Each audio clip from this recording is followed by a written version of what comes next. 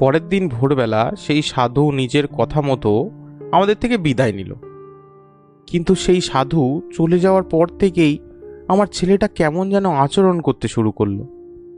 সারাদিন ঘরের মধ্যে একা বসে থাকে, খাওয়া দাওয়া তো প্রায় বন্ধই করে দিয়েছে। আমি আর ওর মা দুশ্চিন্তায় আছি খুব ঠাকুরমশাই। দুদিন আগে সে একটা আস্ত বিড়াল মেরে ঘরের ভেতর নিয়ে যায়। আমরা এই আচরণে খুব ভয় পেয়ে যাই।